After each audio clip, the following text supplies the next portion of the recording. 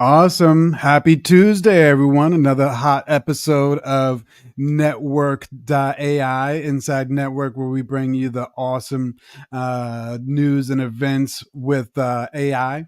This week we are back. Mickey Black, Jennifer J. What's happening, Jennifer? How you doing? Hey, I am doing absolutely fabulous. Awesome. Awesome. So this episode number 4, we made it. Number 4, Quattro. So We today made we're talking about the power of personalization. So, and this is one of those things, right? So, Web 1, because they always talk about Web 1, Web 2, Web 3, where Web 1 was like everything was a static website. Web 2 was like, forms and the beginnings of personalization where it could just say, like, when you log in your AOL, it could say, hey, Jen, or whatever, and say, you got mail. Mhm. But now with the advent of AI, personalization has taken it to another level. So we're just talking a little bit about how the experience that is online that consumers are serving up is personalized to consumers today, and just what's the future and how does the AI play a part in that. So yeah, that's today's episode, and I think first topic of discussion is beyond just a hello Bobby, and Bobby being Yeah. average Joe or average Bob out there. It's more than just hello. But what are some of your favorite examples of personalization and where it really hits the mark for you? Yeah, sure. So we're on the cusp of this new AI boom, and the things that we've been talking about is feeding AI information and feeding it the right information so that you have more than just a name, right? It's more than just that, like you said, hello, Bobby. It's about who is Bobby? What does Bobby like? How will Bobby normally respond? What does Bobby need in order to succeed? Like all of those things, and AI has the capability to do that. You just have to be able to provide it with the proper information to be able to do it, right? And so Mm-hmm. this past weekend, I was setting up chat bots inside of my Go High Level account, and I'm gonna record a video and put it on my YouTube. But just playing with it, going through the different scenarios based off of what I fed to it in the beginning, how it can just spit out all of this information no matter what you say to it. And it's still a personal touch about who is Bobby? What does Bobby need? The goal is to book an appointment. Okay, I understand your frustrations with this, and that. But if you get on a call, we can help you. The AI has the ability to do that. And I'll share later how a friend of mine encountered a whole sales team AI. It Wow. was amazing. Wow. That's interesting. So, and I'm all for the personalization. I know it goes too far for some people, but one project that was really interesting because you can start out with base level personalization, like understanding somebody's birthday. So if you go into Sephora and you come up, you're a VIP and it's your birthday, you get the free makeup or whatever it is. But being that the AI enables systems and platforms to really take into account all of someone's history. And one of the areas is medical. So a couple of years ago, I worked on a project with IBM, with Watson and Sloan Kettering. So what they did was they integrated AI into the hospital intake. So as you're sitting there and you're waiting for the doctor and nobody's thinking about you, the AI is already thinking about you. The AI is already analyzing your case. And when the doctor comes, there's a recommendation that's output. So he doesn't have to start from scratch or I'm like, whoa, who is this? Are they diabetic? Should I give him this? And so the AI is always present, always thinking, and always taking into account a lot of details that, just due to human error we don't always get. So I think that's an interesting thing, just like um, the depth of that information gathering. And we do a couple of things specifically around personalization because we work with a lot of clients on bespoke campaigns. And one of the things that's interesting is we create what we call a custom knowledge agent.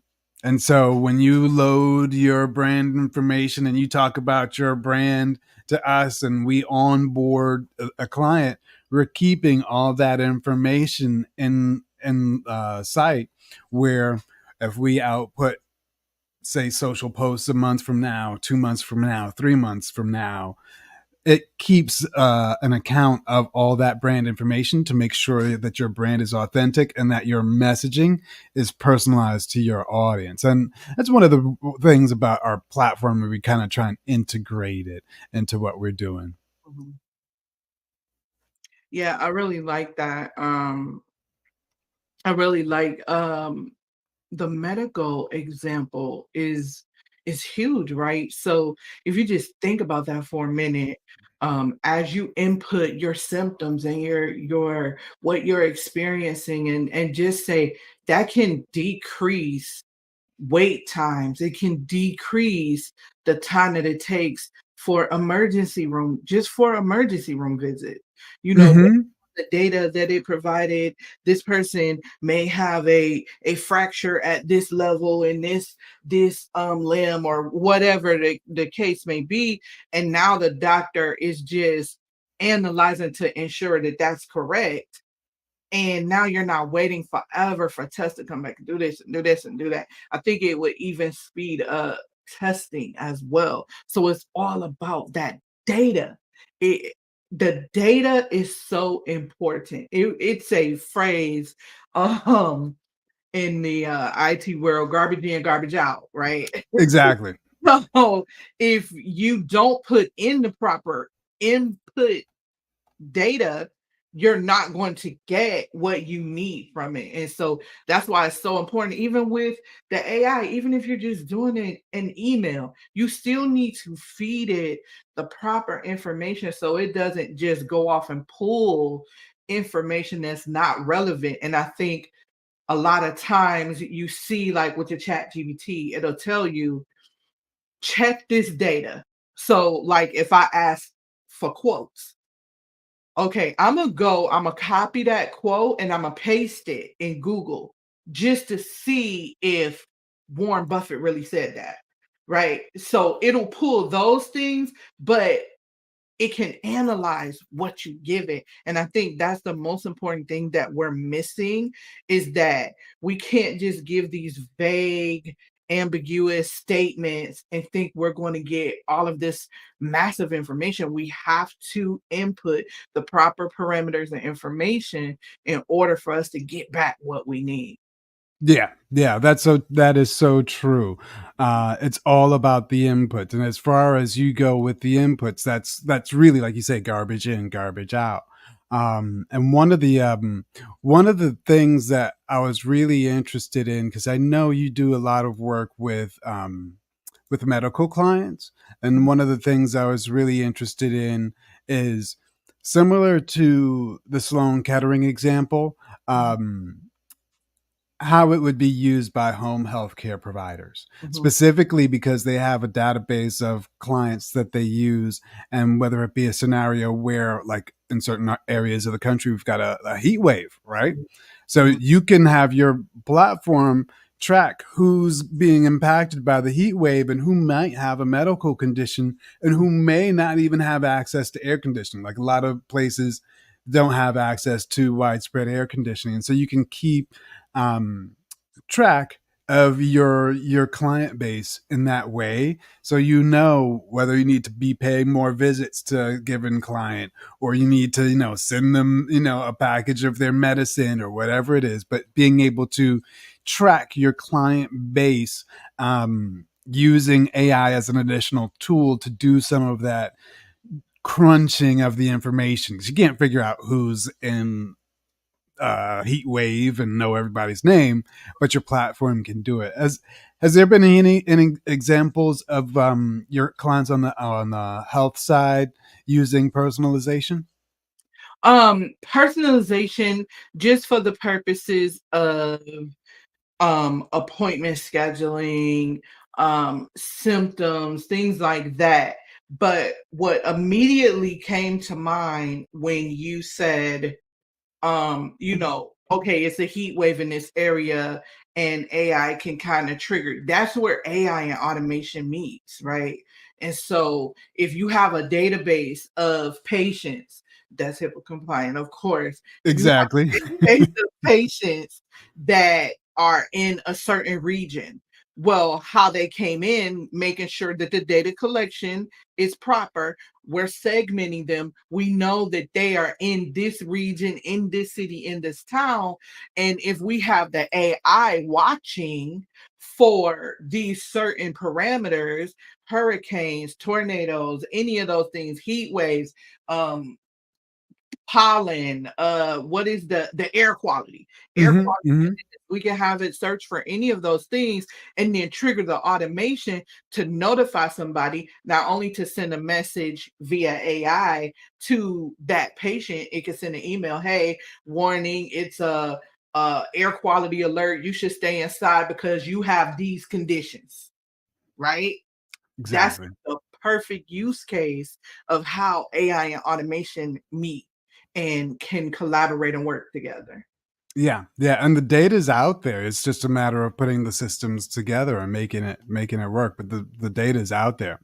Mhm. But some personalization, talking about some common pitfalls and concerns. Sometimes you ever have like when you talk about, I don't know, you have a conversation about an iPad, and the next thing you know, you got the iPad ads happening. What you say it, and it happens. So Mhm. just talking about in Yeah. these times of privacy concerns. How Mhm. do you feel about sometimes the personalization in ways in which you don't expect? Do you ever have that happen to you? Um, because I'm so business minded, I look at everything from a business standpoint. And so when you think about that, right, those are those retargeting ads or those listening ads that help businesses use that intelligent data, which is not new, to be able to show you a tire ad on the side of your email, or you go into a website and all of a sudden and now all of a sudden the tire ads are there, right? Exactly. My mom talks about it all the time and she's 95. So she's just like every time we say something, all of a sudden I start seeing ads for it, or she plays games a lot on her tablet. And so she's like, all these ads for this popped up and we were just talking about that. And so it's that personalization that can be used for ethical means and for not so ethical means. And it's just the world that we're in, and we definitely have a responsibility to make sure that we are holding a standard that's ethical and not violating someone's privacy or any of those things. But we'll sit in our house and we'll tell Alexa to play our playlist. We want Alexa to know what type of music we want, right? Mhm, Which mhm. is personalization. But we get upset when we see an ad that could kind of help us, based off of our personal information. So I think it goes both ways, and it's always going to be controversy around it, as opposed to people just embracing it and saying, how can we take this innovation and use it for the greater good?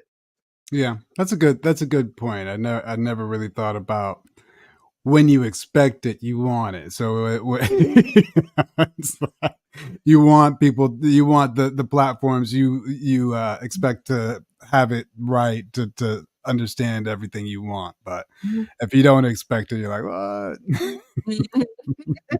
You can't have it both ways. So, quick questions. I know, like, man, so much has happened. I feel like so much has happened in the space in the last year. I almost dare to think, like, where do you think we'll be like 5, 10 years out? I've got one thought, but what's if you were to have one crazy prediction? What would be your prediction about personalization? I think that we are going to be on the cusp where we'll be able to get things done more efficiently, um, and it'll be more concise than it currently is. 'Cause it's right now it's a little wonky, but it's gonna be so precise and on point that we're going to be able to get so many more things done at a level and a pace and a rate that is just going to be astronomical.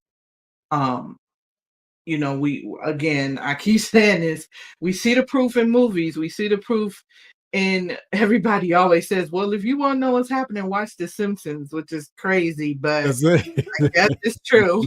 But they're putting these things out. Those ideas came from somewhere, those experiments came from somewhere, and I feel like they're actually happening.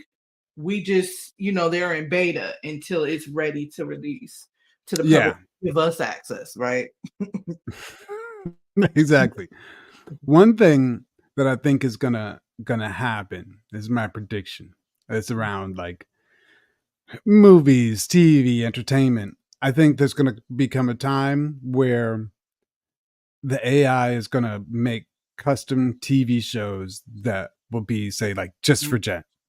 Like it'll just be like because I was looking at this one platform, and what they did was it was like a video platform where they would put in a base level version of the video, and then the AI would make like 10,000 different versions of it, each one just switched up a little Mhm, bit, and then it would put out 10,000 and serve up 10,000 versions and change it just slightly when it sees, different activities. So if it sees a fall off around a certain area, it might pick it up or whatever.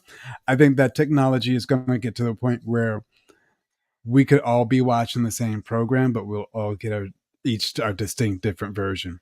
So if yeah, like you, if the AI knows you don't want to spend a long time, your version of the TV show might be 30 minutes. But if yeah, it knows I like a long TV show, might make mine an hour and a half. But it'll right, be like the same TV show, but just like, and if you like a certain character and they know that you'll watch that character more, then mhm. your version, that character will be the star. And somebody else's version. Yeah, that'd be amazing. It would really be amazing because, we all do have our different things. Like we can all like the same show, but it's different reasons why we like it. And Yeah. they kind of do that now with like the recommendation, right? Even with YouTube. They know what you watch, what videos you click on, and they recommend more of those shows like that. Mm-hmm. So it's there. It's just not evolved like you said. So yes, I like that prediction. Yeah. Yeah. Because even now, like sometimes they'll make the thumbnail different. So I notice like if I go on my Netflix, they'll have a certain thumbnail. It might be an action guy. But Mhm, if my wife goes in and it's the same movie, but it's because it's her account, they might have like the lady. It's the same movie, but they're using a different hero because of who's watching. mhm. That Yeah. it's that learning. Yeah, Yeah. it's the learning. Yeah. It's the learning. Let me touch on the personalization really quick on the sales AI team that my friend Yeah. so she encountered this sales call. She encountered this business that was doing AI with sales teams and lead generation and everything was AI. And so she went to schedule a call. Well, when she hopped on the call, it was AI. Her whole conversation was with an AI avatar. There were no people on the call. And she said she kept saying things to try to throw it, and it was dead on it, right on it. And it kept saying, okay, you can do this instead of this, which for me will work because trying to push someone into a product, if they tell me, well, my cat just died and such, I'm going to feel that. That AI did not feel that. That AI was like, I understand, but what you can do is this.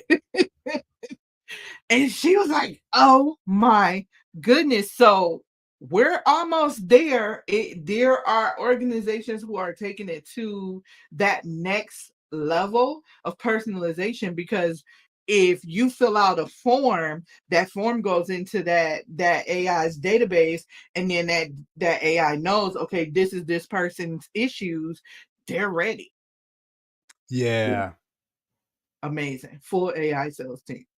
That is crazy. That is crazy. But it's and the takeover is near. The takeover is near. So yes, I mean it just underscores the importance, whether it be from sales, customer service, the personalization strategy is something that all the businesses have to be aware of.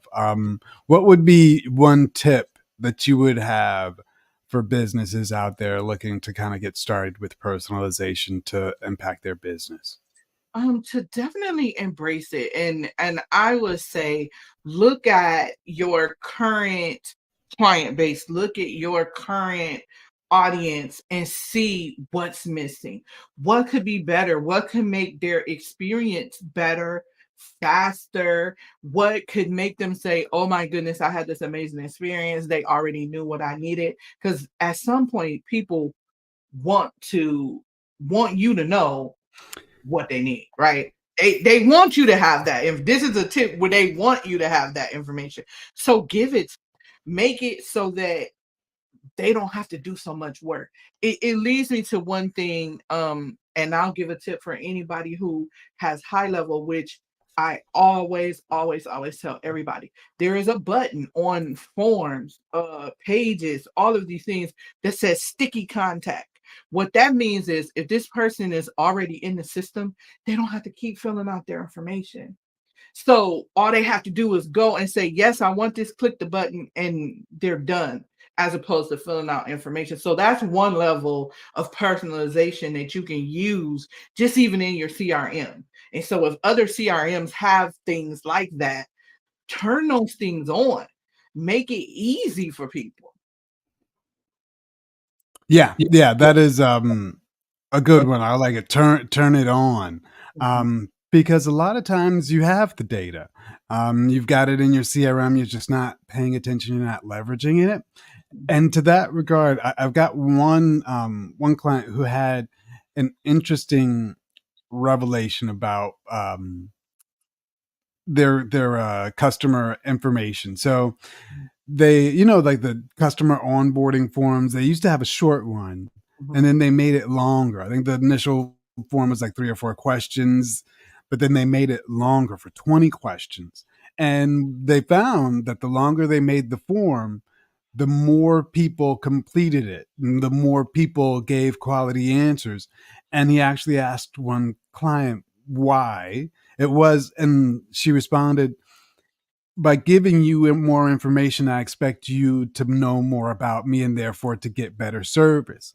And I think that's what consumers are expecting. And I think we're okay giving up the information as long as we get better service. So it doesn't matter if your preferences are known, as long as you get the product that takes those preferences into account. And so I think that's the really good point you made in terms of turning those features on because your clients are expecting it, your customers are expecting it. So hopefully that helps a little bit in the whole journey.